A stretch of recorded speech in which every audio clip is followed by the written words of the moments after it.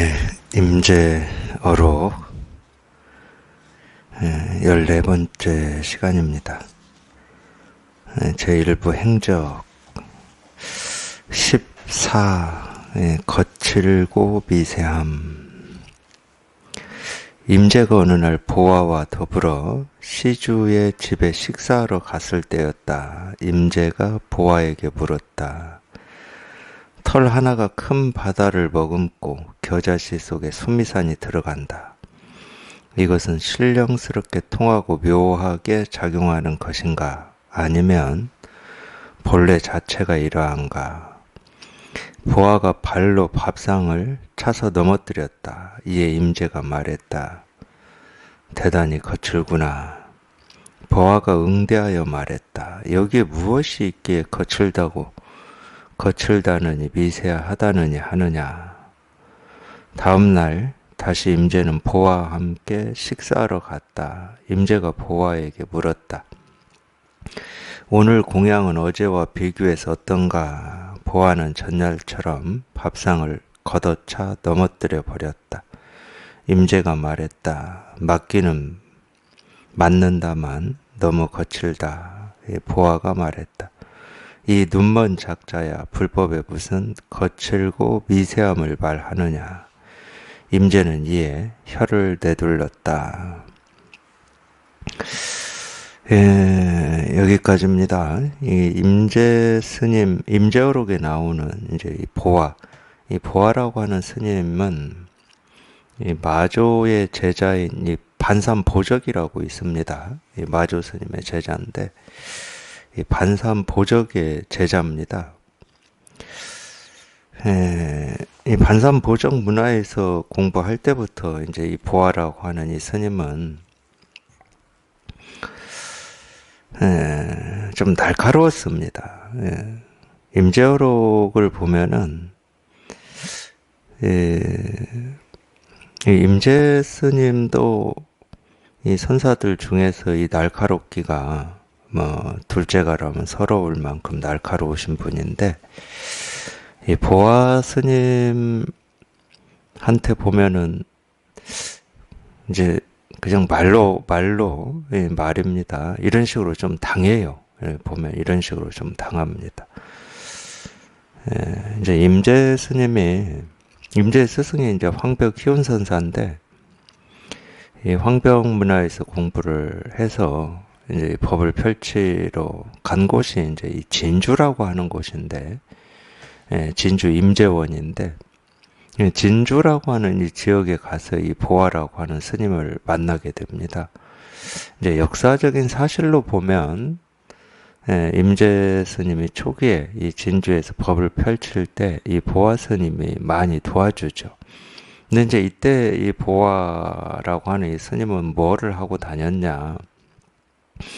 이 저작거리 다니면서 요령이라고 있죠. 절에 가면 이렇게 흔드는 요령을 흔들면서 동에서 오면 동으로 때리고, 서에서 오면 서로 때리고, 남에서 오면 남으로 때리고, 하여튼 이런 얘기. 보통 사람이 들으면 저게 무슨 얘기인지 잘 모를 만한 얘기를 하고 다녔습니다. 물론 이제 보통 사람이 아니어도 잘 못 알아들을 겁니다. 사방팔방에서 오면 도리깨로 때리고, 이런 식으로 얘기를 하고 다녔으니까 임재나 하니까 알아봤을 거예요, 아마.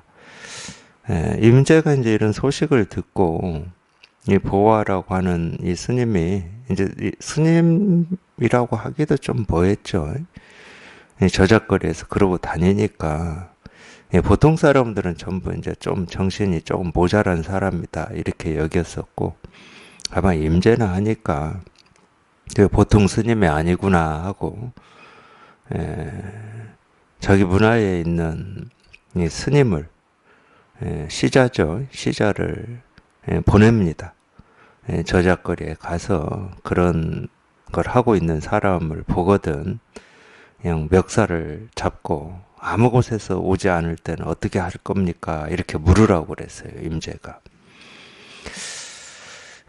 그래서 그 스님이 시키는 대로 가서 했습니다. 이제 그 말이 끝나자 동에서 오면 동에서 때리고 이 말이 끝나자마자 그냥 달려들어서 멱살을 딱 붙들고 그러면 아무 곳에서 오지 않을 때는 어떠십니까? 이렇게 물었죠. 이 보아라고 하는 스님이 눈 하나 깜짝하지 않고 밀쳐내면서 그랬습니다. 내일 뭐 어디더라 어디 뭐 절에 뭐 제가 있다 뭐 이런 식으로 얘기를 했어요. 그걸 이제 듣고 그대로 임재 스님한테 와서 전해 주었습니다. 이거 임재가 그런 말을 하죠. 내가 그럴 줄 알았다. 그 스님이 그럴 줄 알았다. 이 법을 아는 사람이다 이제 이런 말인데 이제 그러고 나서부터 이제 임재와 보아가 서로 친해졌습니다. 보아 스님이 임재를 돕죠. 죽을 때도 이 양반이 희한하게 죽었어요. 저작거리 돌아다니면서 또 요령 흔들고 누가 나한테 뭐 옷을 한 벌 시주해달라 뭐 이런 식으로 하고 다녔습니다. 임재가 그 말을 다른 사람은 못 알아들었습니다.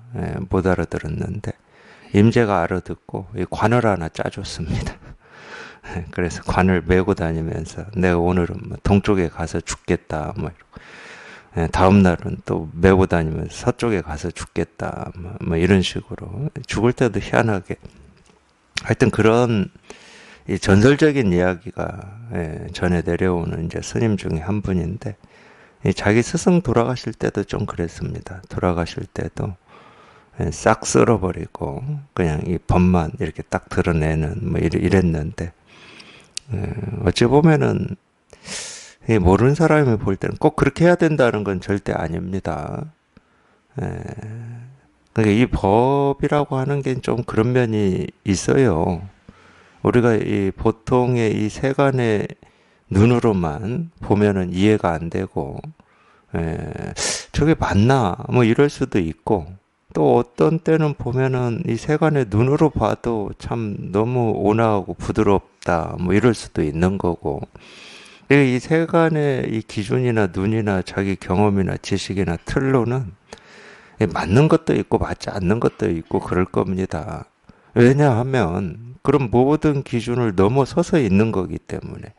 그렇다고 해서 어떤 세간의 질서나 도덕이나 뭐 예의나 뭐 이런 거를 다 뭐 파괴하냐 그렇지도 않습니다. 깨달았다고 해서 세간을 벗어나서 다른 이 삶을 사냐 전혀 그런 게 아닙니다. 똑같이 세간을 살아요. 세간을 사는데 다만 그런 세간의 기준에 마음이 매이지를 않는 겁니다. 이거 자유로운 거죠. 어떤 거에도 매이지를 않으니까 똑같이 세간을 살아요. 근데 지금 제가 읽어드린 지금 보아와 임재 스님의 이 대화도 사실은 이제 보는 눈이 있으면 전부 이제 이 법을 얘기하고 있다 이렇게 다 보일 건데 보는 눈이 없으면 저게 무슨 말인가? 왜 밥상을 차서 넘어뜨리고 저렇게 밥을 굶고 그냥 이틀 동안 지금 밥을 못 먹었어요. 밥 좀 먹으려고 그러면 밥상 차서 넘어뜨려가지고 휙 가버리고 또 다음날 밥 먹으러 가서 또 한마디 하니까 밥상 차서 넘어뜨려 버리고 그러니까 뭐 밥은 먹어보지도 못하고 이런 말만 지금 있는 건데 그러니까 이제 이 법을 보는 눈이 없으면 뭐 별 생각이 다 들겠죠. 근데 법을 보는 눈이 분명하면 법을 보는 눈이 분명하다는 말은 이제 이 우리가 깨달음이라고 하고 도라고 하고 실상이라고 하고 자기 본래 면목이라고 하는 여기에 이렇게 통해야 된다는 거죠. 여기에 통하면은 보여요. 이게 무슨 말을 하고 있는지. 물론 쉬운 얘기는 아닙니다. 그러니까 보통 이제 이 선사어록은 저도 이제 뭐 선사어록으로 이렇게 법회를 하고는 있지만 이제 여기 이렇게 통해서 보면 그냥 곧장 이렇게 수긍이 되고 긍정이 되고 이 공감이 되고 실감이 되는 얘기들도 있지만 그보다 더 이렇게 깊은 얘기들이 많습니다. 선어록은 보면 깊어가지고 이게 헤아려지지 않는 거죠. 이렇게 처음부터 이렇게 분명해지지 않는 뭐 이런 이 가르침들이 선어록에는 있습니다. 지금 이 부분도 좀 그런 면이 있습니다. 왜 제가 이렇게 얘기를 하는지를 한번 다시 보겠습니다. 임재가 어느 날 보아와 더불어 시주의 집에 식사하러 갔을 때였다. 임재가 보아에게 물었다. 털 하나가 큰 바다를 머금고 겨자씨 속에 수미산이 들어간다. 이것은 신령스럽게 통하고 묘하게 작용하는 것인가? 아니면 본래 자체가 이러한가? 지금 이 질문 있잖아요. 이 질문에 나오는 내용, 털 하나가 큰 바다를 머금는다. 이 말은 이 털 하나에 큰 바다가 다 들어있다. 이 말이잖아요. 이거는 이 세간의 어떤 지식이나 학식이나 이성이나 합리나 논리로는 이해할 수 없는 말입니다. 큰 바다가 이 털 하나를 머금고 있다. 이러면은 이해가 돼요. 이해되죠? 요즘에 뭐 이 미세 플라스틱이 바다에 너무 많이 돌아다닌다. 그 이해되는 말입니다. 왜냐하면 바다는 크고 미세 플라스틱은 적은 거니까. 이 큰 거에 적은 것이 와서 있다. 그러면 이해가 돼요. 근데 이건 반대말이거든요. 이 털 하나에, 이 머리카락 하나에 큰 바다.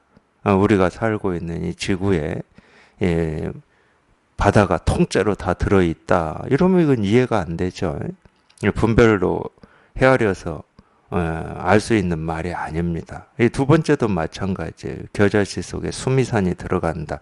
수미산에 겨자씨가 들어간다. 이러면 말이 됩니다. 근데 겨자씨 속에 수미산이 들어간다. 물론 이제 이 겨자씨는 이 씨앗 종류 중에서도 이제 가장 작은 씨앗에 속하는 씨앗인가 봅니다. 우리가 뭐 겨자씨라고 하는 걸 직접 본 적은 없으니까. 근데 이 적은 씨앗이다고 보니까 우리가 보통 볼 수 있는 뭐 참깨나 뭐 이런 씨앗보다 더 적은가 봐요. 이거는 성경에도 나오는 이름이거든요. 겨자씨. 너희한테 겨자씨만한 믿음만 있어도 산을 옮길 수 있다. 그래서 이제 우리가 보통 알고 있는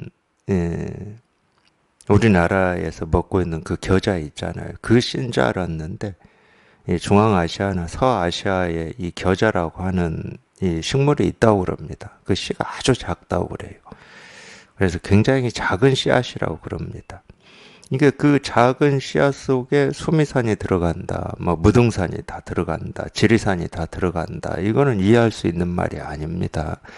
제가 이런 점 때문에 아까 말씀드린 거예요. 이 세간을 지금까지 살아온 지식이나 이성이나 합리나 논리로 이 법을 이해할 수 없는 부분이 있어요. 다 그렇다는 게 아닙니다. 이 깨달은 사람의 삶을 이 세간의 기준으로 다 평가할 수 없는 면이 있어요. 왜냐하면 세간의 기준이 그 사람을 가두지를 못하니까. 그렇다고 뭐 세간을 막 일탈하는 삶 그런 거 있었습니다. 저도 그런 기억이 나는데 저도 한때는 그런 건 줄 알고도 있었고 뭐 20대 때나 이런 때는 이 깨달은 사람들은 이 일상의 이런 틀에서 다 벗어나가지고 일상 속에 있지 않다 뭐 이런 거 있잖아요. 그런 줄 알았는데 그렇지는 않더라고요. 제가 이렇게 살아보니까. 근데 그것만은 분명합니다. 자기의 기준을 가지고 이 법을 헤아리거나 이해하거나 알 수 있는 건 아니다. 왜냐하면 이런 거니까. 털 하나가 큰 바다를 머금고 겨자씨 속에 수미산이 들어간다. 이런 거기 때문에 자기의 지식이나 자기의 기준이나 자기가 알고 있는 걸로 이 법을 이해하고 알 수 있는 건 아니다. 이 말은 지금 이 법을 얘기하고 있는 거예요. 머리로 이해할 수는 없지만 제가 지금 법이 뭡니까 이겁니다 이렇게 가르치고 있는 여기에 통해 보면 이건 이해할 필요가 없는 말이야. 본래 그런 거예요. 이 겨자씨 속에 수미산이 들어가고 털 하나에 큰 바다가 들어갔다 나왔다 하는데 아무런 장애도 없고 이 털 하나에 큰 바다가 들어가는데 이 털 하나가 조금도 좁지도 않고 이제 이런 표현들은 이제 이 경전 중에서는 화엄경에 많이 나와요. 이 털구멍 하나에 온 세계가 다 들어있고 뭐 이런 표현들 있잖아요. 다 이 법을 표현하는 말입니다. 전혀 좁지도 않고 부족하지도 않아요. 겨자씨 속에 이 순미산이 들어가는데 이 겨자씨가 전혀 적거나 좁지가 않아. 이거를 표현하고 있는 겁니다. 이거 하나를 얘기하고 있는 거고, 이 일이지. 우리 생각으로 이해해서, 이래서 그런다. 그건 전부 망상이고, 그냥 생각일 뿐입니다. 지금 저는 생각을 가르쳐 드리는 게 아니에요. 어떻게 생각하든지, 내가 옳다고 하든, 그르다고 하든, 좋다고 하든, 싫다고 하든, 도라고 하든, 깨달음이라고 하든, 그건 자기 생각이고, 그 생각하고는 아무런 상관없이 이 본래부터 항상 이렇게 분명하게 드러나 있는 우리 본성을 얘기하고 있는 겁니다. 이 본성이라고 이름은 붙이지만 이 본성 이름의 본성이에요. 이름의 본성. 이름을 본성이라고 붙여야 우리가 이렇게 말을 할 수가 있으니까 이름을 그렇게 붙여보지만 그것도 이름일 뿐이고 진짜는 자기 눈앞에 항상 밝은 일이에요. 진짜는. 이 본성이라고 하는 어떤 본성이 따로 있는 것도 아니고 마음이라고 하는 마음이 따로 있는 것도 아니고 석가모니 부처님이 깨달은 이 깨달음을 안욕따라 삼막삼볼이라고 그러는데 무상정등각이라고 합니다. 이유 없는 바르고 평등한 깨달음이다 그러는데 그런 깨달음이 따로 있다는 얘기가 아니에요. 있다 그러면 여기에 있습니다. 이렇게 있고 항상 그냥 이렇게 있을 뿐이야. 그러니까 여기에 이게 이렇게 분명해 보면 그냥 이런 얘기는 생각으로 이래서 그렇다 저래서 그렇다 하고 어떤 이유를 붙여야 될 필요가 전혀 없어요. 이유도 없고 근거도 없고 인과도 없고 그런 게 없어. 그냥 처음부터 예초부터 본래부터 그냥 이 세계가 그냥 이럴 뿐이야. 이럴 뿐이야. 그러니까 우리가 이 물질 세계라고 하는 세계 있잖아요. 제가 이제 이런 얘기도 많이 법회 때 했지만 자기가 지금까지 배우고 익히고 알고 있고 이해한다라고 하는 이 세계 우주하고 깨달아서 보는 세계와 우주는 전혀 다른 세계입니다. 전혀 다른 세계예요. 깨달아 보면 자기가 이해하고 알고 경험했다고 하는 그런 우주 세계는 그냥 망상이에요, 망상. 그냥 망상이고 이 깨달아서 이 세계를 보면 이게 이제 화엄에서도 이제 그런 말이 나오는데 이 연꽃이라고 하는 꽃잎 하나에 이 헤아릴 수 없는 세계가 있고 그 헤아릴 수 없는 세계마다 또 헤아릴 수 없는 우리가 눈으로 보고 귀로 듣고 몸으로 느끼고 알고 하는 이 세계가 다 펼쳐져 있고 거기에는 머리카락도 있겠지. 그 머리카락 하나에 또 온 우주가 다 들어있고 이제 이걸 화엄에서 그런 식으로 표현을 하는데 이거를 이제 화엄에서는 중중법계다 이런 식으로 또 이름을 얘기하는데 이 세계가 그런 세계입니다. 이게 환상의 세계가 아니라니까. 실제로는 지금 우리가 못 깨달아서 보는 세계가 환상의 세계예요. 꿈 같은 세계고 아침 이슬 같고 그림자 같은 허망한 세계예요. 그게 진짜는 그냥 이 티끌 하나에 온 우주가 다 들어있어. 티끌 하나에 머리카락 하나에 온 우주가 다 들어있고 그러니까 이 세계는 여기서 여기까지다 저기서 저기까지다 이런 세계가 아니야. 헤아릴 수도 없고 알 수도 없고 그렇지만 이렇게 분명한 세계야.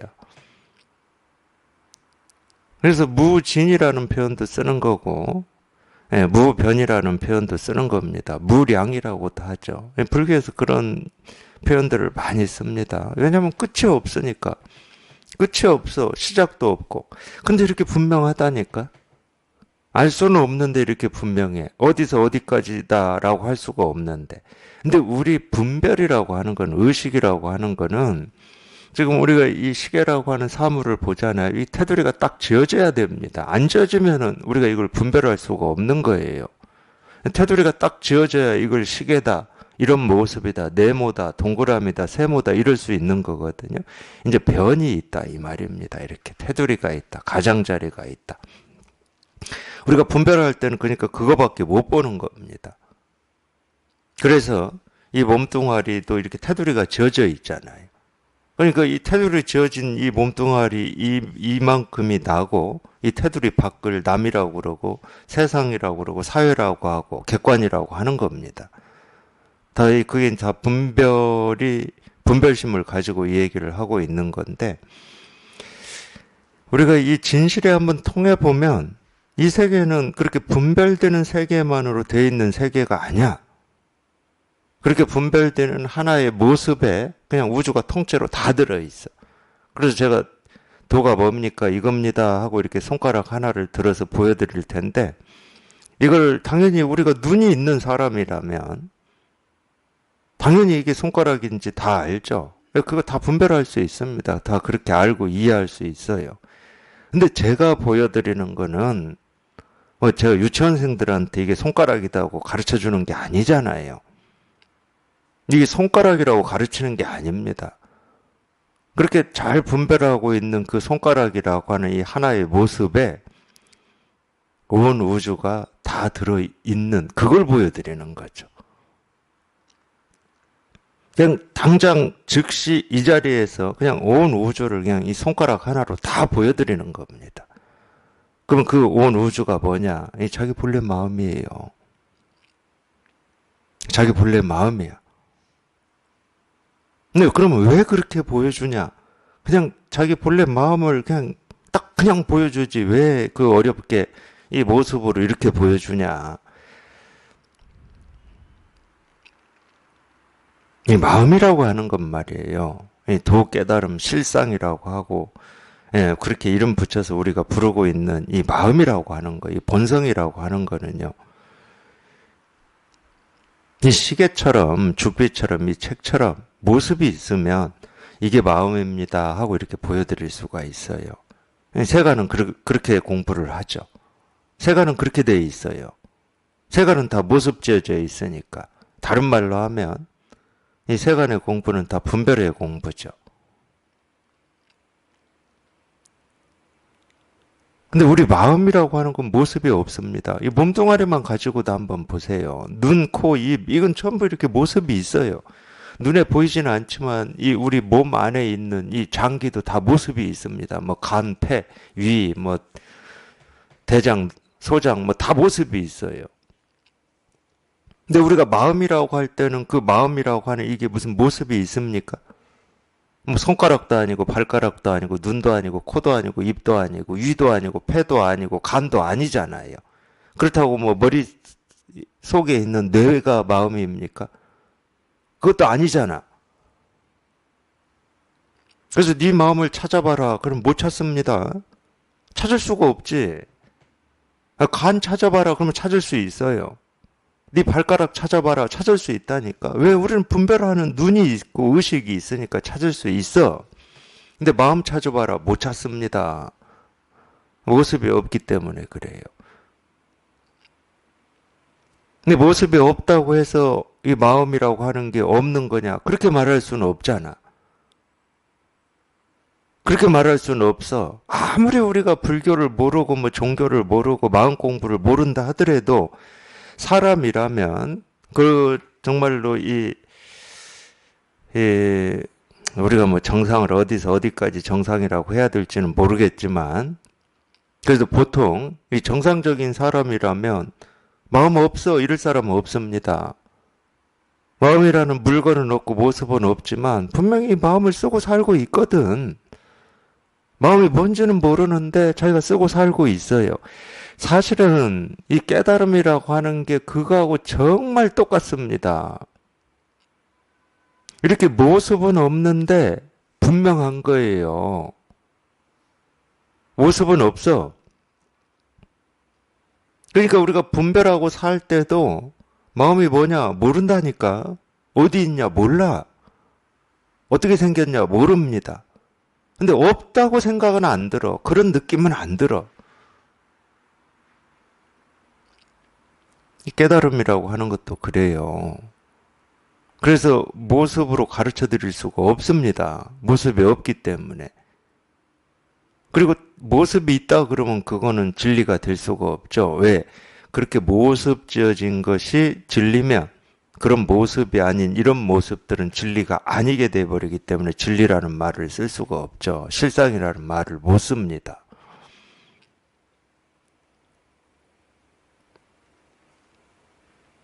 그래서 우리 마음이라고 하는 것을 마음 자체로는 가르쳐 드릴 수가 없어요. 그런 물건이 없기 때문에 제가 가져올 수가 없습니다. 어디에 두었다가 가져와서 이렇게 보여드릴 수가 없다니까. 저희 학교 다닐 때 이 과학 시간 되면은 뭐 보통은 뭐 그런 어떤 실험 도구라든지 뭐 이런 걸 가지고 오셔서 수업하는 시간보다 뭐 책 가지고 수업하는 시간이 더 많지만 가끔 뭐 장학사들 오면은 다른 때는 못 보았던 뭐 이렇게 과학 도구들을 과학 선생님이 가지고 오셔서 수업하시잖아요.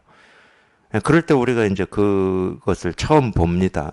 뭐 그런 식으로 우리 마음도 어디 과학 실험실에 이렇게 딱 보관해 두었다가 제가 갖다가 보여드릴 수 있는 이런 게 아니라니까.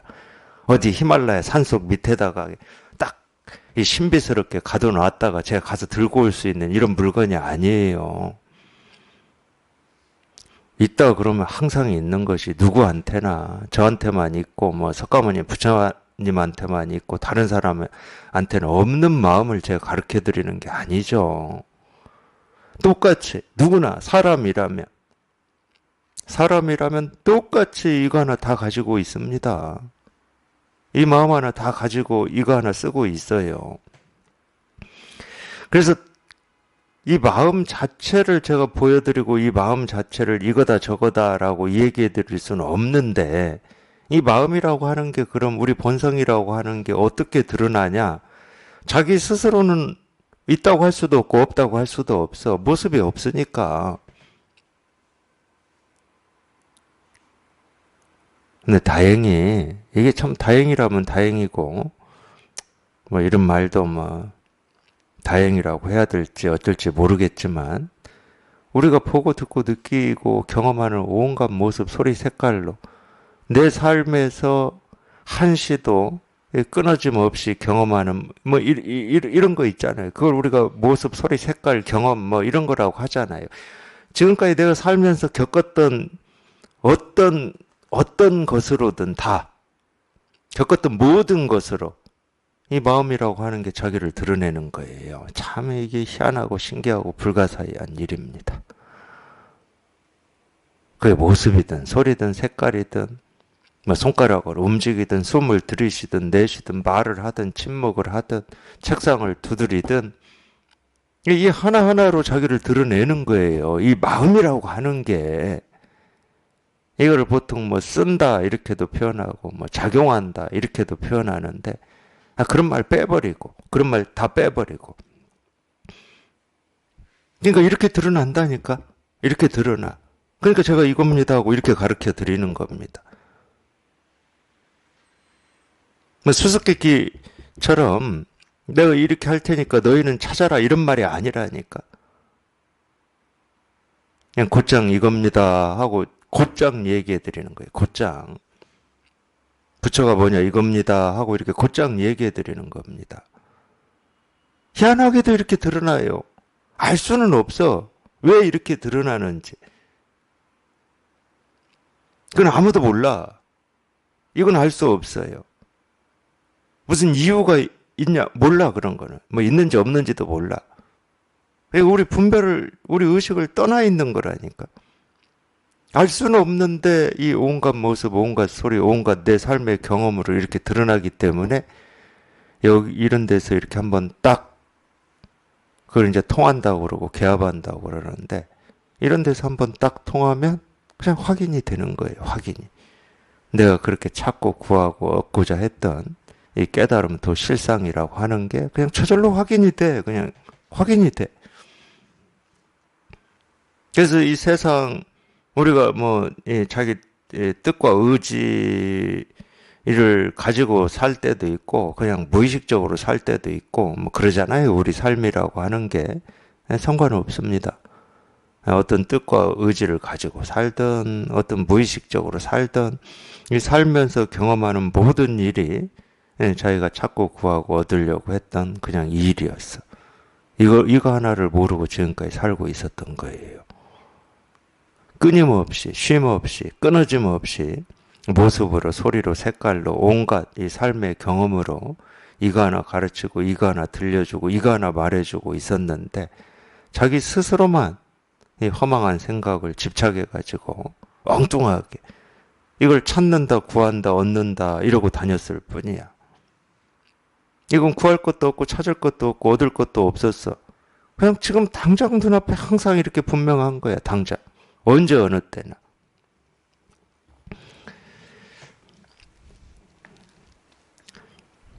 그거를 지금 이렇게 표현하고 있는 겁니다. 털 하나가 큰 바다를 머금고 겨자씨 속에 수미산이 들어간다. 이렇게. 이것은 신령스럽게 통하고 묘하게 작용하는 것인가. 그러니까 이제 이러기 때문에 우리가 신령스럽다, 통한다, 묘하다, 묘하게 작용한다. 이런 얘기를 하는 거예요. 뭐가 신령스러운 거냐? 아니, 이게 알 수가 없는 거야. 이 겨자씨 속에 수미산이 들어가는 이걸 우리가 어떻게 이해하고 알 수가 있어. 근데 이런 일이 눈앞에서 벌어지고 있으니까 신령스럽다고 그러는 거죠. 묘하게 작용한다고. 내가 알고 이해하게 작용하는 거는 묘하다는 표현을 안 씁니다. 우리가 이 법을 이제 묘법이라고 그러는데 현묘하다고 그러죠.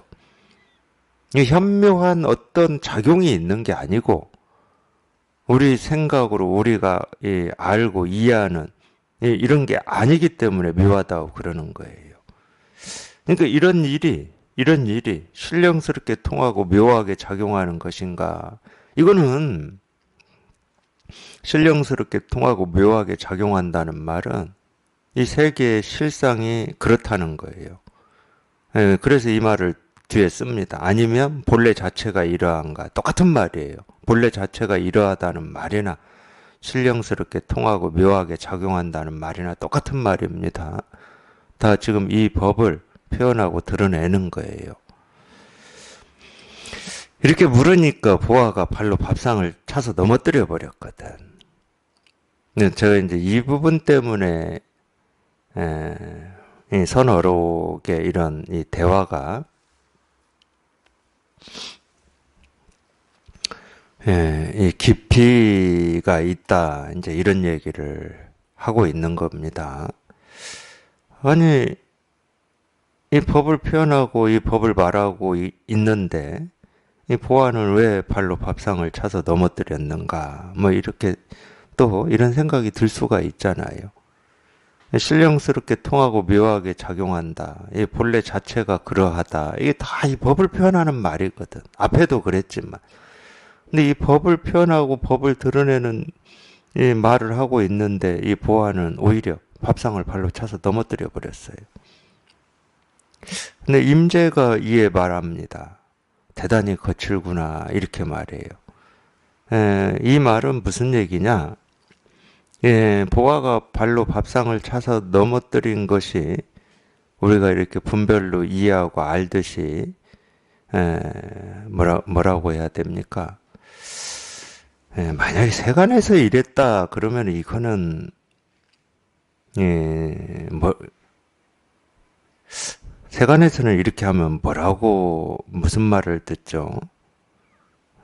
참 그런 단어가 전 잘 생각이 안 나요. 세간에서 이러면은 이거는 상대를 무시하는 거고 조금 행동장애인가요? 행동장애로 봐야죠.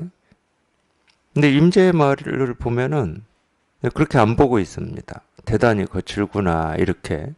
임재 이 말은 무슨 말이냐면 꼭 굳이 그렇게까지 밥상을 그냥 차서 넘어뜨린 신용만 해도 될 텐데 꼭 넘어뜨릴 것까지 있느냐 이 말이거든. 임재도 이 보아가 밥상을 발로 차서 넘어뜨린 게 어떤 거다고 하는 거를 당연히 알고 있는 거죠. 보아가 밥상을 발로 차서 넘어뜨린 게 이거거든요. 이 일이거든. 근데 이제 체험에서 지금 공부를 하시는 분들도 계시잖아요. 도반들 중에. 근데 왜 보아가 이런 행동을 했을까? 이제 이 부분이 이제 스스로 이제 분명해지는, 이게 좀 필요하긴 하죠. 임재가 쓸데없는 말을 해서 그렇습니다. 이게 아무리 법을 표현하고 법을 드러내는 이야기다 하더라도 쓸데없는 말이죠. 쓸데없는 말을 했기 때문에 이 말이 이 법을 표현하지 않아서가 아닙니다. 당연히 이 진실을 드러내고 있는 말인 것은 분명하죠. 아무리 이 진실을 드러내는 말이다 하더라도 쓸데없는 말이거든요. 이 법을 아는 입장에서는 쓸데가 없습니다. 이제 법을 모르는, 그러기 때문에 이 모든 이 법을 드러내는 이런 말은 중생의 병을 치료할 때 쓸 때 있는 겁니다. 부처님이 49년 동안 하신 모든 말씀도 중생의 병을 치료하는 약으로나 쓰는 거지. 그 말씀이 뭐 어떤 객관 세계의 진실을 얘기하는 뭐 그런 말씀이다. 그런 건 없어요. 불교는 어떤 뭐 객관 세계의 진실을 주장하는 말이 없습니다. 전부 우리 병을 치료하는 약으로 쓰고 있는 겁니다. 그래서 보아가 발로 밥상을 차서 넘어뜨려 버린 거예요. 당연히 뭐 이걸 드러낸 거지만 좀 쓸데없는 얘기 하지 마라 이 말이에요. 임재한테 그렇게 얘기하고 있는 겁니다. 이 임재가 말했다. 대단히 거칠구나. 신용만 해도 되는데 밥상을 넘어뜨려 가지고 이 밥을 굶기까지 했으니까 뭐 거칠다 뭐 이렇게 표현할 수도 있겠죠. 임재 입장에서는 그렇게 표현할 수도 있습니다. 서로 법을 아는 입장이기 때문에 표현할 수 있죠. 보아가 응대하여 말했다. 여기에 무엇이 있기에 거칠다느니 미세하다느니 하는가. 여기에 하는 게 지금 이겁니다. 여기에 하는 게 이거예요. 여기에는 아무것도 없거든요. 여기에는 뭐 오름이 있고 구름이 있는 것도 아니고 뭐 내가 있고 세계가 있는 것도 아니고 부처와 중생이 있는 것도 아니고 그냥 여기에는 뭐 아무것도 없다 이것도 없어요. 아무것도 없다 이것도 없어. 왜 그러냐? 사실은 이제 여기 이렇게 통해서 보면 우리가 분별할 때 이 보고 듣고 느끼고 경험하는 이 세계가 그대로 있어요. 여전히 사물을 보고 소리를 듣는데 아무것도 없어 근데. 그러니까 있는데 없다니까. 뭐가 없어서 없는 거는 뭐 그거는 누구나 할 수 있는 일이죠. 방 청소하듯이 방에 좀 뭐 지저분한 것들이 많아. 그럼 그걸 싹 치우면 되잖아. 그럼 텅 비고 깨끗하잖아. 그러니까 우리 마음도 그렇게 공부하려고 하시는 분들이 있어요. 나한테 뭐 이런저런 생각이나 어떤 번뇌나 뭐 괴로움이나 이런 마음이 있으면 그걸 다 없애가지고 이 마음을 깨끗이 하려고 하시는 분들이 있습니다. 그렇게 공부를 하면 그 마음은 또 어지러집니다. 우리 사는 이 방이 그렇잖아요. 우리 사는 집이 그렇잖아요. 청소를 해놓으면 개운하고 좋아요. 근데 며칠 지나면 또 어지러지기 시작합니다. 그러니까 그건 끊어짐 없어. 계속 청소하고 어지르고 청소하고 어지르고 청소하고 이러는 거죠. 그건 끝이 없습니다. 마음 공부는 그렇게 하는 게 아니고 그 마음이라는 틀을 남겨놓으면 안 돼요. 이 깨끗한 마음이든 이 평화로운 마음이든 이 마음이라는 이 테두리를 남겨놓으면 안 돼. 그걸 우리가 이제 뿌리를 제거한다, 근본을 제거한다 이렇게 표현하는 건데 여기 이렇게 딱 통해 보면 이 마음이라고 하는 게 없어. 여전히 보고 듣고 느끼고 생각하고 다 하는데 내 마음이라고 하는 게 없다니까. 내 마음이라고 할 게 없어. 분별할 때는 분명히 내 마음이다. 내 생각, 내 느낌, 뭐 내 경험, 뭐 내 삶, 뭐 이 내 마음이 있었는데 여기 딱 통해서 보면 내 마음이 없어. 여전히 보고 듣고 느끼고 경험하고 이렇게 살아가는데 내 마음이라고 할 게 없어.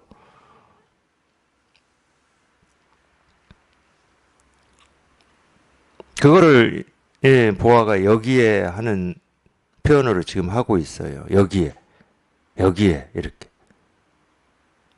여기에는 거칠고 미세함이라고 하는 게 따로 없다.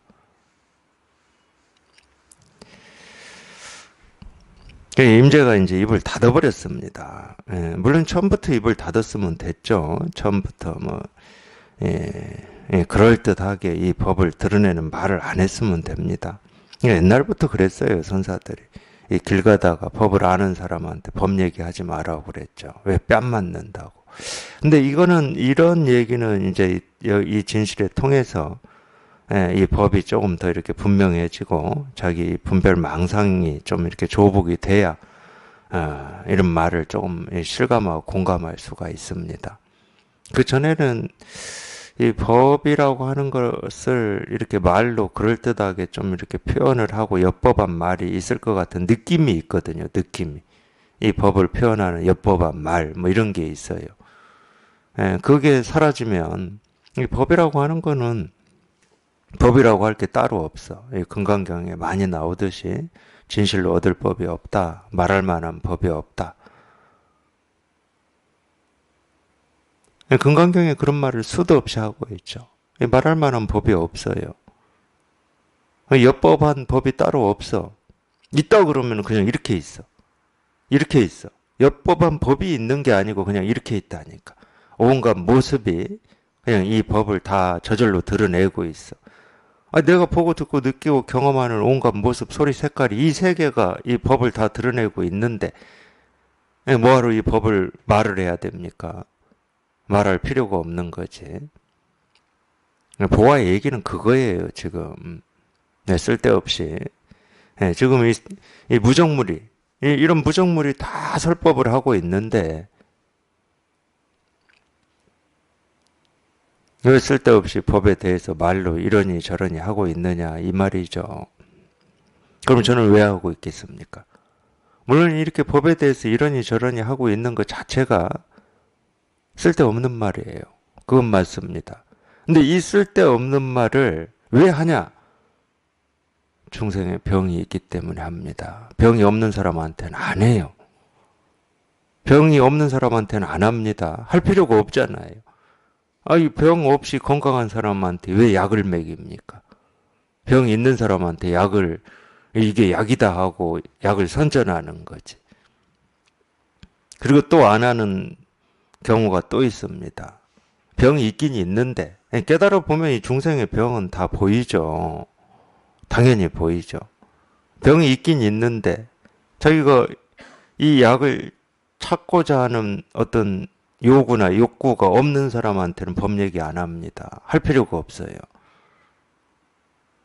정말로 이거를 이렇게 구하고 찾고 얻고자 하는 사람들, 자기 병에서 한번 벗어나려고 해보는 사람들, 자기 분별에서 벗어나기 위해서 이렇게 몸부림치는 사람들한테나 이 약을 얘기해드리는 겁니다. 이거라고 이렇게 얘기해 주는 거예요. 그럴 때나 얘기하는 겁니다. 다음날 다시 임재는 보아와 함께 식사하러 갔다. 임재가 보아에게 물었다. 오늘 공양은 어제와 비교해서 어떤가? 이게 참 임재 스님도 참 귀여워요. 보면 귀여워. 왜 보아 스님을 이렇게 살살 건들까? 어제 그랬으면 말했지. 또 살살 이렇게 건드려 봐요. 꼭 초등학생, 유치원생들처럼. 또 한번 건드려 봅니다. 오늘 공양은 어제와 비교해서 어떻습니까? 하고 이렇게 한번 건드려 봐요. 그러니까 어제 이 보아가 밥상을 발로 차서 넘어뜨린 거를 오늘 이 공양이라고 한 거예요. 어제 밥. 그러니까 어제는 밥은 먹어보지도 않고 먹어볼 수가 없었지. 밥상을 다 넘어뜨려 버렸기 때문에. 그걸 공양이라고 표현한 겁니다. 그러니까 임재도 이게 보통 사람은 아닌데 장난기가 좀 있어요. 이렇게. 이 말을 왜 하겠습니까? 또 보아가 이거를 알아듣나 못 알아듣나 지금 그것 때문에 하고 있는데 어제 해봤으면 이 보아가 못 알아들을 사람이 아니다는 걸 알 건데 또 이렇게 살살 건드렸어요. 또 물론 이제 이 분별하는 입장에 있는 사람들한테는 뭐 오늘 공양 그러면 뭐 이 먹을 것만 생각하겠지. 밥상에 어떤 밥이 나와 있나 이것만 생각하겠죠. 진짜 공양이 이건지를 모르고. 그러니까 진짜 공양을 어제 보아는 이 밥상을 차서 넘어뜨린 걸로 이 진짜 공양을 이렇게 다 드러내고 말을 했거든요. 그러니까 오늘 공양은 어제와 비교해서 어떤가 이랬어요. 이 법이라고 하는 게 어제 다르고 오늘 다르겠습니까? 그러면 그건 법이 아니지. 어제 확인한 법이나 지금 확인하는 법이 어떻게 다를 수가 있겠습니까? 모습은 다르죠, 모습은. 어제 밥상하고 오늘 밥상의 모습이 다를 수 있죠. 어제는 라면 먹었는데 오늘은 뭐 짜장면 먹는다. 그럼 모습이 다를 수 있죠. 근데 이 분별하는 입장에서는 어제는 이 공양을 라면으로 먹었고 오늘은 공양을 짜장면으로 먹었다. 그러니까 이게 뭐가 다르지. 이게 그 사람은 사물만 쫓아다니는 거예요. 이 모습만 쫓아다니고. 근데 그 모습을 쫓아다니고 사물을 쫓아다니는 보아가 아니잖아요. 그러니까 임자가 건든 겁니다. 장난치는 거예요, 지금. 그랬더니 보아가 전날처럼 밥상을 걷어차가지고 넘어뜨려 버렸답니다.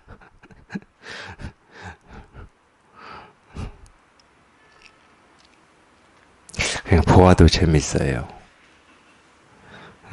이 두 분이 이렇게 북치고 장구치고 노는 거 보면 좀 귀엽죠. 귀엽습니다. 보아 스님도 굳이 또 이렇게 할 필요가 없잖아요. 물론 어제도 이렇게 할 필요가 없었지만 오늘도 이럴 필요가 없는데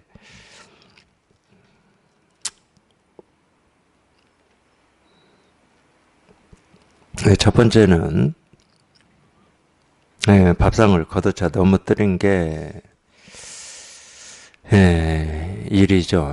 이거를 이제 보아는 뭐 꿋꿋하게 이거를 이렇게 드러내서 얘기한 거고, 두 번째는 어제도 그러더니만 오늘도 왜 쓸데없는 얘기 해가지고 이런 측면도 있고, 또 세 번째까지도 있어요. 이 법이 어제 다르고 오늘 다르냐? 그냥 밥상을 팔로 똑같이 차서 넘어뜨려 버린 거야. 이 법이 어제 다르고 오늘 다르면, 그러니까 모습으로나마도 똑같이 해버린 거예요. 모습으로나마도. 그러니까 귀엽죠. 모습으로는 뭐 다르게 해도 이 법이 달라지는 일은 없는데, 모습으로 보라마도 똑같이 해버린 거예요. 보아가. 그러고 가버렸어요. 그러니까 맞기는 맞다만 너무 거칠다. 아마 이제 임재 스님도 어제 굶고 오늘 굶고 이렇게 두 번 굶어 봐가지고 다시는 밥상 앞에서 이 쓸데없는 말 안 할 겁니다. 맞기는 맞다만 너무 거칠다. 보아가 말했다. 안 갔네. 이 눈먼 작자야. 불법에 무슨 거칠고 무이세함을 말하느냐. 임재는 이에 혀를 내둘렀다. 그러니까 임재 스님 때문에 혀를 내두른 스님들은 많아요. 임재어록에 보면. 임재 스님도 이 거칠기로 따지면 이 법을 이렇게 드러내고 가르치는데 거칠기로 따지면 아주 거친 쪽의 선사로 알려져 있죠. 보통 그래요. 근데 자세히 보면 임재 스님이 이렇게 가르치는 게 좀 이렇게 거칠게 가르친다 하는 것도 한 면이 이렇게 도드라지고 부각돼서 그렇지 임재어록을 쭉 이제 뭐 보실 텐데 꼭 그렇지만은 않습니다. 굉장히 부드럽고 온화하기도 하고 어떤 때는 거칠기도 하고 그런 면이 있죠. 근데 이제 좀 한 면이 좀 도드라지게 그렇게 뭐 이렇게 얘기들을 하니까 뭐 그런 식으로 알려진 거죠. 근데 어쨌든 임재어록에서 임재 스님이 자기 스스로가 혀를 내두르는 적은 거의 없어요. 다른 스님들이 혀를 내두르죠. 임재 가르침에서. 근데 이 보아 스님한테 이제 혀를 내둘렀습니다. 왜 내둘르냐? 좀 맞기는 맞다. 그러면 이제 긍정한 거잖아요. 임재도. 임재가 몰라서 이러는 게 아니잖아. 장난이잖아, 장난. 좀 장난을 친 거야. 쉽게 말하면 이제 그런 걸 유의라고 그러는데, 장난을 쳐서 서로 이제 눈과 눈이 부딪혔어요. 이미 끝났어. 다시 밥상을 발로 걷어차 넘어뜨렸으면 이제 끝났습니다. 보아도 뭐 봉사가 아니잖아요. 임재가 이 안목이 없는 사람이다 이렇게 알고 있는 사람은 아니잖아. 안목이 있다는 걸 뻔히 알고 있잖아요. 그러면 이제 이 정도 그냥 이 눈과 눈이 마주쳤으면 그냥 이제 다른 얘기 해도 될 텐데 맞기는 맞다만 너무 거칠다 이랬으면 끝까지 법만 얘기하고 법만 이렇게 드러내는 거예요. 이 눈먼 작자야. 불법에 무슨 거칠고 미세함을 바라느냐 이렇게. 하여튼 이 두 분이 보면은 이제 주로 이제 이 임재어록의 이 보아스님 이야기가 나오는데 이 두 분이 보면은 참 한 채의 양보가 없어요. 보면 이 법에 대한 이야기를 할 때 보면은 한 채의 양보가 없어. 아마 뒤에 공부하시는 분들한테 이 법에 대해서 이렇게 철두철미한 이런 공부를 당부하려고 그랬을 겁니다. 물론 이제 또 그런 얘기만 이렇게 전해져 내려오고 기록됐을 수도 있고, 근데 이 깨달아서 한다고 하는 게 꼭 뭐 이런 건 아닙니다. 꼭 이런 건 아니에요. 이 눈먼 작자야, 이 불법에 무슨 거칠고 미세함을 바라느냐. 임재는 이에 혀를 내둘렀다. 임재하고 보아하고 이 이야기만 있는 게 아니고, 뭐 이미 이 법회에서 했는지는 모르겠지만, 어느 날 또 이 보아 스님이 이 공양간에 와서 이 생야채를 이렇게 먹고 있었나 봐요. 보통 이제 절은 밥 먹는 시간이 정해져 있잖아요. 근데 이 공양간에 와서 밥 먹는 시간도 아닌데 이 생야채를 이렇게 먹고 있으니까 임재 스님이 그걸 보고 이 도둑놈아 이런 거예요. 그러니까 뭐 보아가 눈 하나 깜짝하지 않고 도둑놈 이런 이야기도 나와요.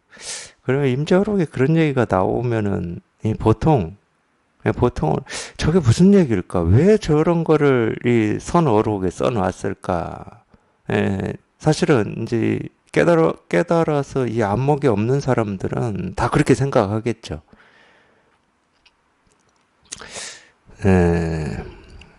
물론 이제 우리가 이 불교를 이렇게 공부한다 그럴 때 불교를 이제 공부를 좀 해봐야 되겠다 그러면은 당연히 이제 우리가 이 배우고 익히고 들은 게 있으니까 불교에서는 뭔 얘기를 하는지를 좀 내가 알아봐야 되겠다. 그래서 뭐 불교 책을 읽든지 경전을 읽든지 석가모니 부처님 말씀을 읽든지 뭐 절을 가든지 뭐 보통 이런 식으로 이 불교에 대해서 접근을 하잖아요. 뭐 기독교도 그러고 다른 종교도 그러겠죠. 근데 그렇게 해서 이렇게 경전을 보신 분들이 계시다 그러면 아시겠지만 이 경전을 보면 우리가 이 세간에서 어떤 학문을 공부하는 거하고 조금 다릅니다. 말이 좀 이 개념들도 낯설기도 하지만 이 말을 도대체 알아들을 수가 없는 말들이 많이 나와요. 경전도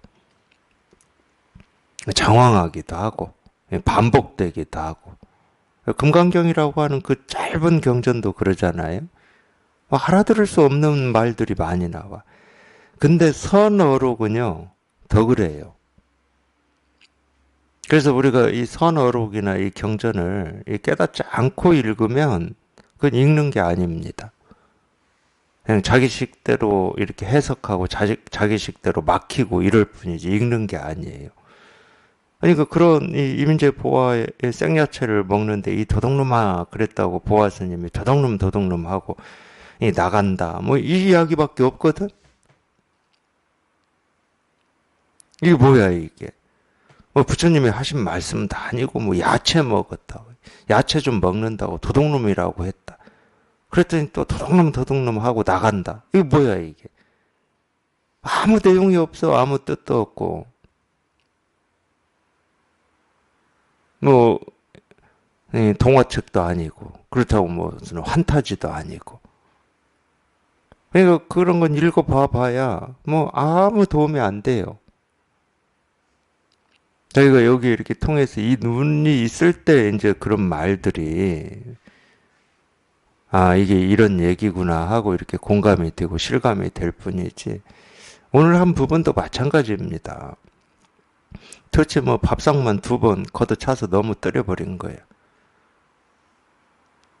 이게 도대체 뭔 상황인지 왜 저렇게 하는 건지 뭐 알 수가 없고 이해가 안 되죠.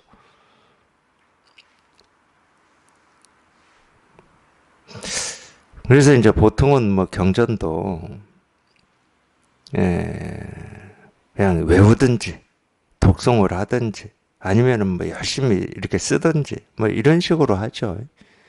말을 뭐 다 이해하고 알고 하려면은 뭐 알 수 없는 말들이 너무 많으니까.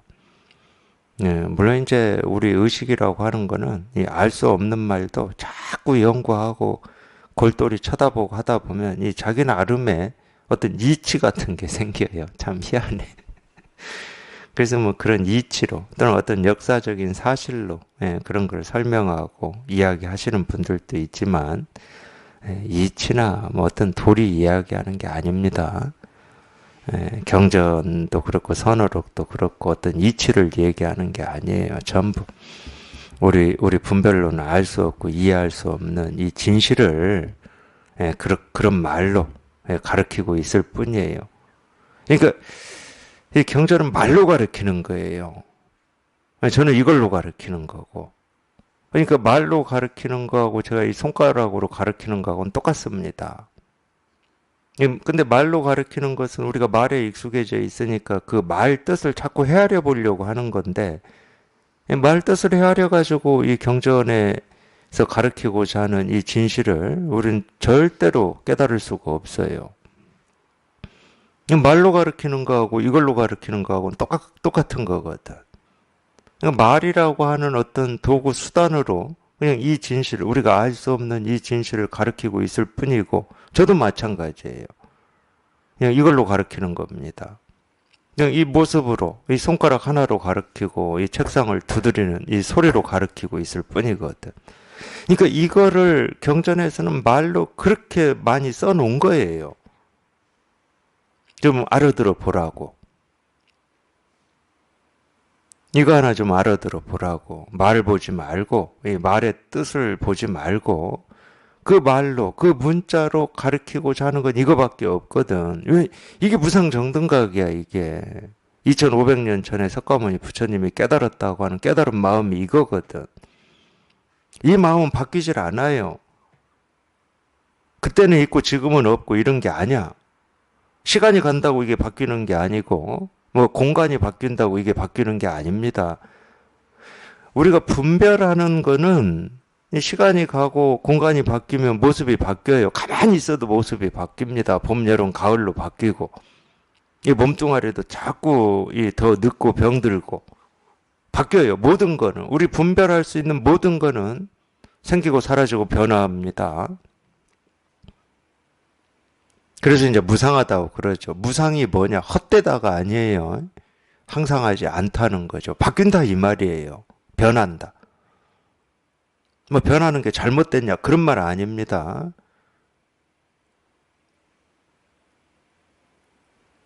근데 오로지 변하지 않고 바뀌지 않는 건 이거밖에 없어요. 뭐 공간이 바뀌고 시간이 바뀌고 시간이 흘러도 그러니까 석가모니 부처님이 2500년 전에 깨달은 그 마음은 지금도 똑같습니다. 지금도 똑같이 온 우주에 온 세상에 이렇게 다 드러나 있어요. 우리 눈으로 보는 이 천차만별한 사물 하나하나에 무정물 유정물에 듣는 소리 하나하나에 버스 소리든 새 소리든 물 흐르는 소리든 바람 소리든 모든 소리가 사실은 이거 하나를 지금 들려주고 있는 겁니다. 이거 하나를 들려주고 있을 뿐이야. 이건 바뀌는 게 아니라니까. 그러니까 세상의 모습은 바뀌어도 이거는 안 바뀌어요. 이건 바뀔 수가 없는 거지. 이거는 똑같은 겁니다. 항상 한 거고 언제 어느 때나 그냥 똑같아요. 그러니까 지금 당장 여기에서 이 하나를 딱 깨달아 보면 석가모니 부처님이 깨달았다고 하는 깨달은 마음이 그냥 100% 조금도 부족함 없이 저절로 딱 통해버리는 거예요. 그게 도죠. 그게 깨달음이고. 이 도 깨달음이라고 하는 거는 99가 있고 1이 있고 이런 게 있질 않아요. 그럴 수가 없지. 그러면 또 도라는 말을 쓸 수가 없어요. 이 모습 하나에 통하면 온 우주에 통해버리는 겁니다. 이 하나의 모습에 통하면 온 우주에 다 통해요. 이 하나에 통하면 온 우주에 다 통하죠. 이 하나에 통하면은 온 우주에 소리, 모습, 색깔, 뭐 아침, 저녁, 밝음, 어둠 할 것 없이 통하기는 소리에 통했는데 어떻게 또 모습에도 통합니까? 이럴 수 있어요. 우리 생각으로 분별해서 이렇게 물어볼 수 있어. 그래서 이 법은 전지전능한 거예요. 우리 분별처럼 모습에 없는 게 소리고 소리에 없는 게 모습이고 이렇게 구분되어 있지를 않습니다. 자기 스스로를 모습으로든 소리로든 느낌으로든 하늘로든 땅으로든 바람으로든 비로든 눈으로든 자기 스스로를 온갖 모습, 소리, 색깔로, 계절로, 하늘, 땅으로 다 드러낼 수 있는 전지전능한 능력이 있는 겁니다. 그렇기 때문에 모습에 통하든 소리에 통하든 하나에 통하면 전체에 통해버리는 거예요. 그거를 지금 이렇게 가르쳐드리고 있는 겁니다. 이거라고, 이 일이라고. 그냥 이 일이거든. 항상, 언제 어느 때나. 항상 이거는 이렇게 분명한 거거든. 눈앞에 이렇게 분명한 거예요. 눈앞에 이렇게 분명한 거.